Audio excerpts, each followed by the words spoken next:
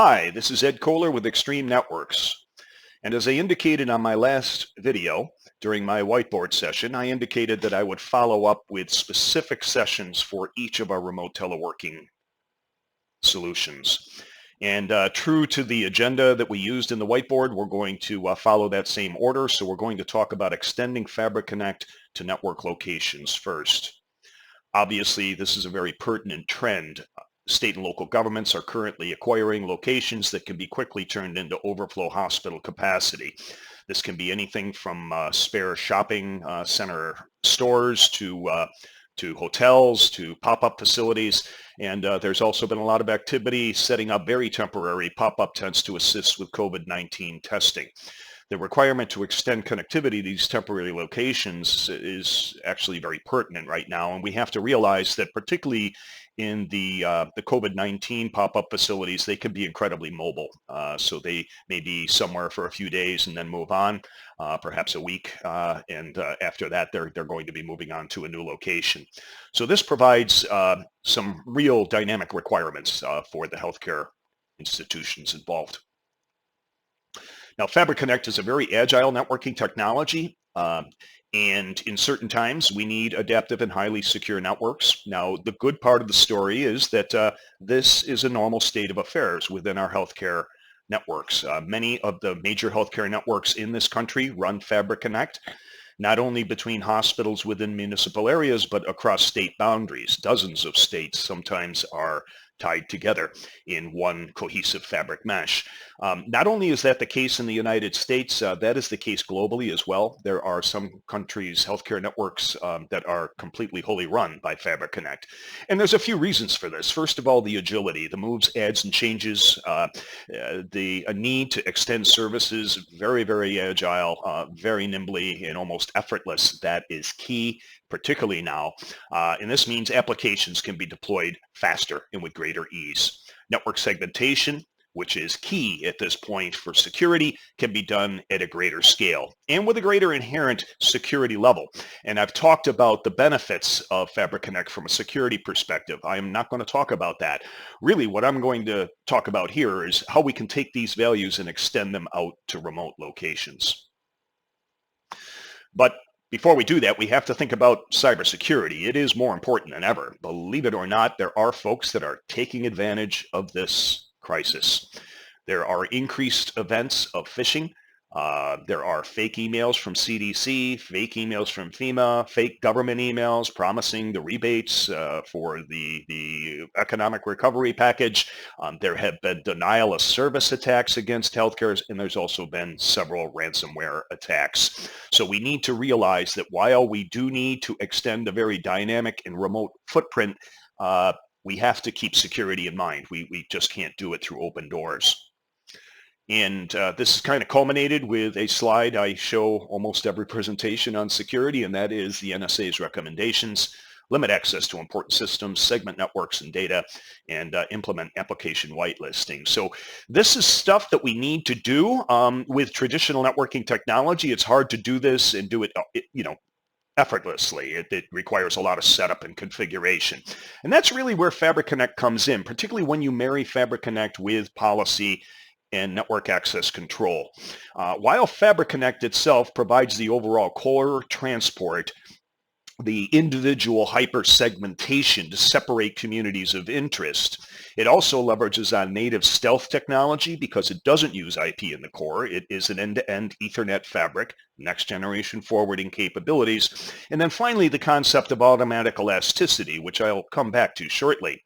When we add that with policy and network access control, we have the ability to control access to these hypersegments.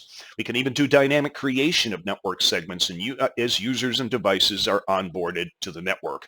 And then, of course, we apply policies to those users and devices. And that gets to the notion of automatic elasticity, which is very, very key for remote site connectivity. When someone comes into the remote site and they log into the network and they require network services, Fabric Connect will automatically, elastically extend the service out to the individual or group of people as long as they need it. Once they disconnect, For instance, once the facility shuts down or once some key physicians leave the facility, those segments which might have been dedicated to those individuals would be retracted dynamically according to the policy. So it really does make an effortless extension of very secure, highly granular network microsegments. Now, the extensions across the WAN with Fabric Extend are actually fairly easy in concept. What we do is we take the Ethernet protocol of Fabric Connect and we basically run it inside of VXLAN, which allows us to do a number of things. We can use L3 transports. We can run across third-party networks, IP networks or campus backbones, internet or routed MPLS, and we can take services and transparently extend Fabric Connect L2, L3 with only endpoint provisioning. Now, it's important to remember it's one tunnel that can extend many services and segments, and again, these services and segments are elastic. Use cases are data center interconnects, Fabric islands, interconnection of remote locations.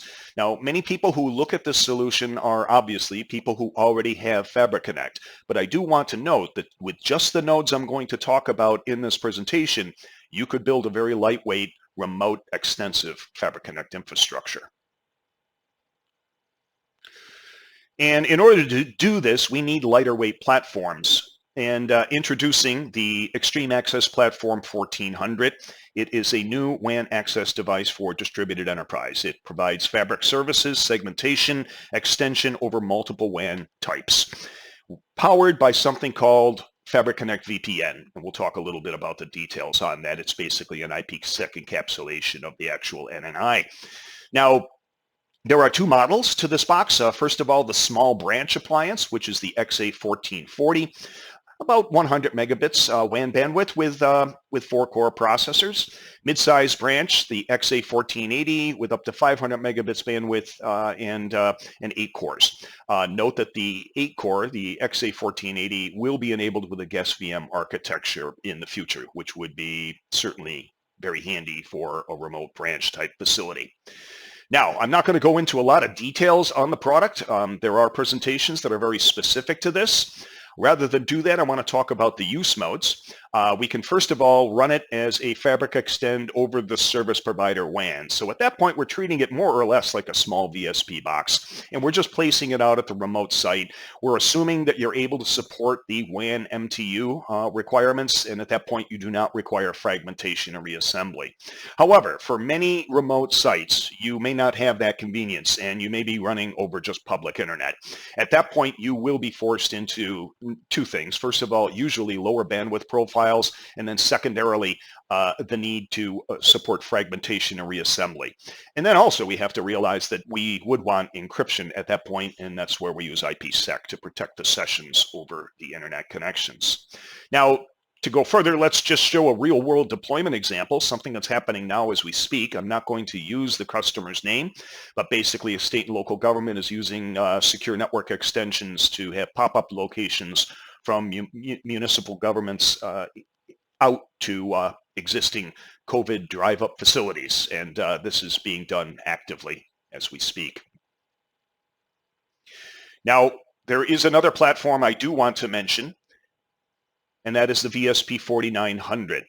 This is a lightweight box as well, can be used for remote locations, typically mid-sized to larger, and also areas where you would be over a service provider WAN that would support the MTU requirements and not require fragmentation or reassembly. It is basically the next generation replacement for the VSP 4850, which was a very, very popular platform for our Fabric Connect customers. This is a next generation platform. It does support the Insight architecture, so certain models do support the guest VM architecture. It provides campus fabric, metro edge, and WAN access solutions all in one box. It does support multicast, so it will support video surveillance deployments, and I'll go a little bit further into that on the follow-up slide. But keep in mind the uplinks. Now we're dealing with significant bandwidth capabilities, 10 gig or 25 gig uplinks with 256 MACsec options. Again, rather than go into details on the box, I want to talk about the solution itself. On the far right-hand side, we see a small site where we're using a 1400 and we're using fragmentation and reassembly FE, and IPsec. So Fabric Extend and IPsec with fragmentation and reassembly, providing bandwidth out to a very small remote location. Now in the center, we can see that the 4900 and the 1400 are paired. And note how there is a blue line between the two and the term NNI. That is a normal network-to-network interface, which means that the XA1400 can work in a campus mode as well. So we see that the XA1400 has a fragmented Fabric Extend IPsec tunnel going into the internet, and then the 4900 has a normal Fabric Extend NNI that's going in through the private WAN MPLS environment. Now, the XA1400 series supports almost all of the services that Fabric Connect will support, normal VSP nodes, with the exception of multicasts, and that's the reason why I'm highlighting this on this slide. Note how this center site needs IP video surveillance, which often requires multicast. At that point, you would use the VSP 4900. The XA1400 will support multicast sometime in the future.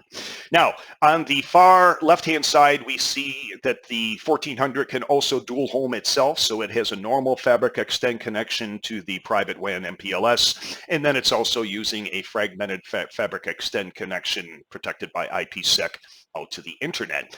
And here, in order to get the scaling for that site, we're basically introducing an ERS or an XOS switch. And you may want to do that for PoE, wireless, whatever the case may be, in order to get the port densities that you require.